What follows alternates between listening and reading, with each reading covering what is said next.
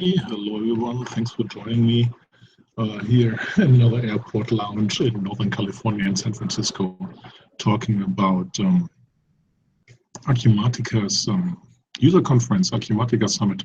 First of all, apologies, the Google Hangout toolbar is gone for good. This is Holger Mueller, Constellation Research. Follow me at Twitter at Holger MU. What are the key takeaways as I usually share from these events? It was good to see that this was the largest Acumatica Summit ever.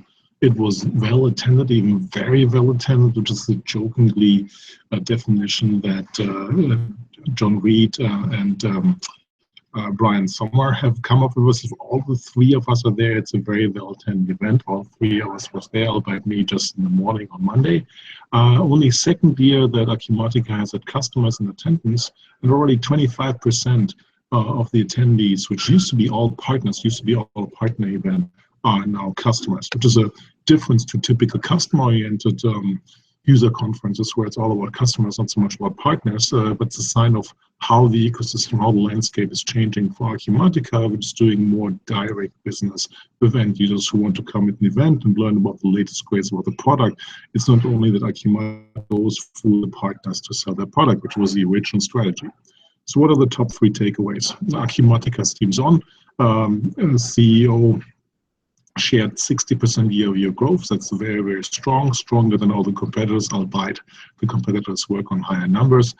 Broad innovation across the suite, things around usability on the dashboard side, many other things on more tinier levels, which will be done through the conference in the rest of the week. The major two areas, new field service functionality and new commerce functionality coming to Acumatica. Commerce in partnership with Kensium and Magento. And then a third area, interesting, close to my heart on the future of work side, payroll is going to be put on the price list from Acumatica Factor Infinity HR. So a major part to get to what is also for the SMBs, which are majority Acumatica's customer, the biggest expense, which is people. And it's good to have in your enterprise automation, not just the financial side, but also have the things which are relevant from the overall HR people management perspective. And it usually starts with finance-centric part like Acumatica is from the traditional customers with a payroll perspective. So very good move by the vendor. And good partner traction. OEMs around the world have gone up from 3 to 6. These are people, vendors like Visma in Norway, who, for instance, OEMs, Acumatica customers don't even know that Acumatica is under the hoods of their product.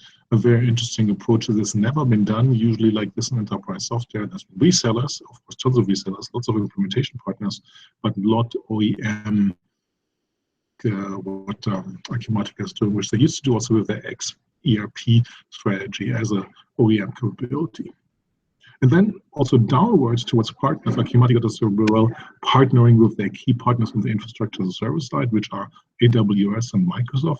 Examples on AWS, where they were one of the first partners to be in the marketplace.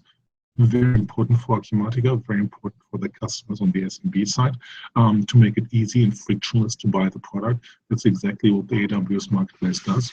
Or as an example, on the Microsoft side, working closely to get integrated better into Outlook, mobile app capabilities, and so on. Also interesting, a user of Amazon's Aurora database. So a good partner for the big infrastructure service vendors, and Acumatica being based in Seattle doesn't get tired, even though a picture where they show, oh, we're in the middle between Microsoft and AWS geographically from my quarter right now. Review, good progress by Acumatica. There's definitely an SMB market for a land and expand, lightweight sales, resale sales process, not the classic enterprise sales process which you see for many of the enterprise products inside SMB too. Lots of opportunity potentially with Oracle buying NetSuite, the big SMB player, and with potential distractions. I'm not surprised commerce is there and field services there to especially go after the NetSuite customers. We'll have to see in the year if it's an aggressive move by Acumatica or it's more a self-defensive move, though they don't get differentiated out by the larger vendors saying we're doing well on the commerce side, we're doing well on the field service side. That's not just the NetSuite, it's also Microsoft Dynamics as an example. I mean, to work on the concern side, the usability or the UX of the product is really, really dated. Doesn't look like 2017. The days of gray are gone. So it's something Acumatica has to work on. But overall, a good approach from the architecture perspective behind the scenes, the inner values. Acumatica has enabled an API-based strategy based on REST.